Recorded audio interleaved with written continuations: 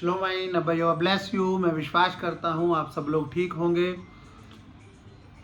आज के दिन यहोवा आप सबको आशीष दे। आज हम यहोवा के कलाम में से बात करने जा रहे हैं। जब यीशु मसीह एक आराधनालय में मंदिर में गया और कुछ फरीसी वहां पर पहुंचे मंदिर में ही है। ये घटना है मरकुस 3 अध्याय 1 से लेकर 7 तक हम पढ़ेंगे। सूखे हाथ वाले को चंगाई देनी। और वह आराधनालय में गया। वहाँ एक मनुष्य था जिसके हाथ सूख गया था। वह उस पर दोष लगाने के लिए उसकी तरफ में थे कि देखो वह शब्द के दिन इसे चंगा करता है या नहीं। हालेलुया। यीशु मसीह यहाँ एक चमत्कार करने वाले करते हैं, लेकिन वहाँ पर फरीसी बैठे हैं। तो फरीसी जो होते थे, फरीसी एक यहूदियों का ही समूह था, लेकिन जो फरीसी थे वो मूसा की रीति रिवाज परंपराओं को ज़्यादा मानते थे। हालेलुया। वो फरीसी थे, वो अपने आप को ज़्यादा पवित्र मानते थे। वो बाहर के पवित्रताई को ज़्यादा पसंद करते थे, अंदर चाहे कैसे भी हो। हालेलुया। तो अब ये देखिए, एक बात है कि गए वो आराधनालय में है। यीशु मसीह ने सूखे हाथ वाले को चंगा करना है। शब्द का दिन है। शब्द के दिन जो लोग फरीसी जो पहले थे वो कोई काम नहीं करते थे, लेकिन यीशु मसीह ने उनको बोला। यीशु मसीह को पता था, जो सारे संसार को देखने वाला, जिसने सब कुछ बनाया, वो वहाँ पे बैठा हुआ देख रहा था कि कौन वचन को सुनने आया है और कौन दोष लगाने आया है। हालेलुया। यीशु मसीह ने अपना काम जो सेवा करने आया था कंटिन्यू रखा, लेकिन यीशु मसीह ने उनको सवाल किया। हालेलुया। यीशु मसीह उनसे बोलते हैं, वह शब्द के दिन उसे चंगा करता है या नहीं। उसने सूखे हाथ वाले मनुष्य को खड़ा किया, उसको बोला उठ जा। उसने उनसे कहा, शब्द के दिल भला करना उचित है या बुरा करना। उसने उससे बोला कि शब्द वाले दिन चंगा करना सही है या बुरा करना। हालेलुया। प्राण को बचाना सही है या घात करना। कह रहे चंगा करना सही है या मार देना सही है, भला करना सही है या बुरा करना सही है शब्द के दिन। अब यीशु मसीह ने उनके साथ कोई वैर या लड़ाई झगड़ा नहीं किया। जैसे वो कलीसिया को वचन सुनाते थे, वैसे ही उनसे यीशु मसीह ने प्रचार किया। अगर उनके मन में चाह होती तो वो बचाए जाते। आगे देखते हैं। ये बात सुनकर परंतु वह चुप रहे। उसने चारों ओर उनको क्रोध भरी दृष्टि से देखा। उनके हृदय की कठोरता पर दुखी होकर उसने उनसे मनुष्य से कहा, अपना हाथ बढ़ा। यीशु मसीह ने थोड़े गुस्से से उनकी तरफ देखा, वो चुप रहे। फिर यीशु मसीह ने सूखे हाथ वाले को बोला, हाथ बढ़ा, और उसको चंगा कर दिया। अब जो फरीसी थे वो दोष लगाने के लिए आए थे। आज मसीह में होते भी कुछ लोग ऐसे होते हैं जो कलीसिया में आते ही दोष लगाने के लिए हैं। हालेलुया। दिखावे के लिए। जैसे जो फरीसी थे, जो बाहर की सुंदरता दिखावे को पसंद करते थे। जब हम चुंगी वाले को देखते हैं, एक चुंगी वाला और फरीसी चर्च में जाते हैं,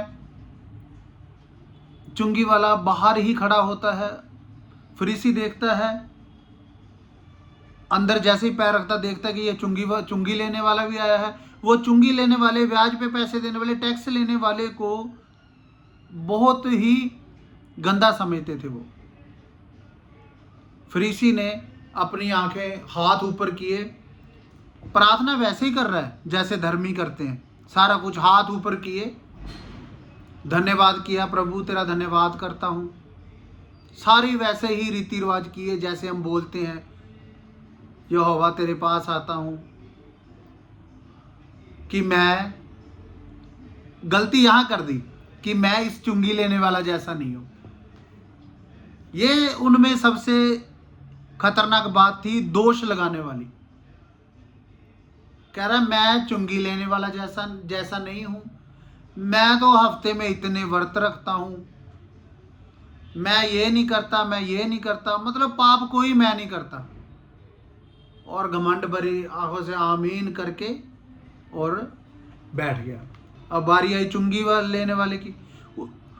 वो बेचारा पहले ही उसको पता था कि मैं पापी हूँ, उसने सर नीचे किया, सेम वैसे ही जैसे दुआ करते हैं, हाथ ऊपर किए और अपनी छाती पीटने लगा, कहने लगा, हे यहोवा मैं पापी हूँ। हालेलुया। यहोवा मैं बहुत पापी हूँ, मैंने ये पाप किया, मैं फास्ट नहीं रखता। आप माने यहोवा ने चुंगी लेने वाले की प्रार्थना सुनी। हालेलुया। क्या आज हमारे अंदर भी कहीं वो फरीसी वाली आत्मा तो नहीं है जो दूसरों में कमियां निकालती है? हालेलुया। जब हम यीशु मसीह में आ जाते हैं, जैसे यीशु मसीह को पता था कि ये मुझे पकड़वाने के लिए आए, वो दोष लगाने के लिए आए, लेकिन यीशु मसीह ने अपना प्रचार चमत्कार करने चालू रखे, उसको कोई डर नहीं था। हमने भी वैसे ही करना है। वो चाहते तो जब यीशु मसीह ने उनसे पूछा, वो जवाब दे सकते थे, वार्तालाप कर सकते थे, लेकिन उन्होंने अपने मन को कठोर कर लिया था। और जो कठोर मन वाले हैं वो यहोवा से दूर हैं। हालेलुया। ढीठ कर लिया था उन्होंने। जो मन के ढीठ हैं वो भी यहोवा से दूर हैं। हालेलुया।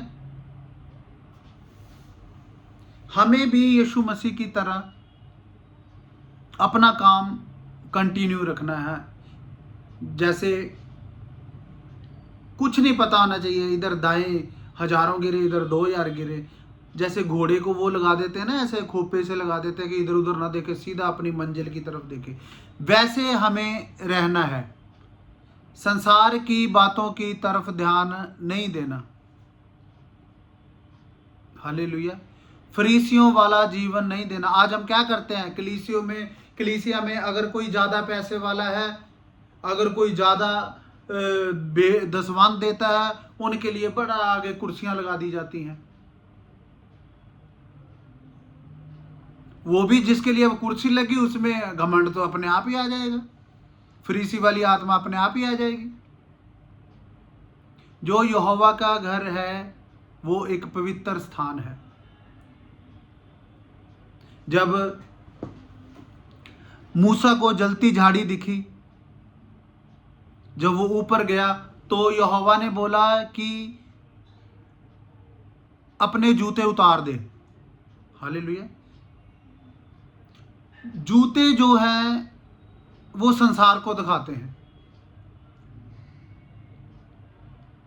ये यहोवा ने कहा अपनी जूती उतार दे। उसने जूती उतारी और यहोवा के पास गया। अब मैं आज कई बार मैं देखता हूँ, कई बार चर्चों में जाते हैं, वहां पे जूते नहीं उतारे जाते, बेंच लगे होते हैं, वैसे ही जूते पहन के लोग बैठे होते हैं। हमें यहोवा के आदर करना है। वो कैसे करना है? फरीसियों की तरह नहीं कि बाहरी दिखावे से, अच्छे कपड़े पहनने से, ऐसे नहीं। हमें वचनों के द्वारा करना है। उस जैसे यीशु मसीह ने प्यार किया, कैसी चालों से यीशु मसीह चले, दोष लगाने वालों को भी वचन सुनाया, कठोर मन वालों को भी, फरीसियों को वचन सुनाया, वैसे बनना है। हालेलुया। यहोवा आप सबको बहुत आशीष दे। अब यहोवा ब्लेस करे। आमीन।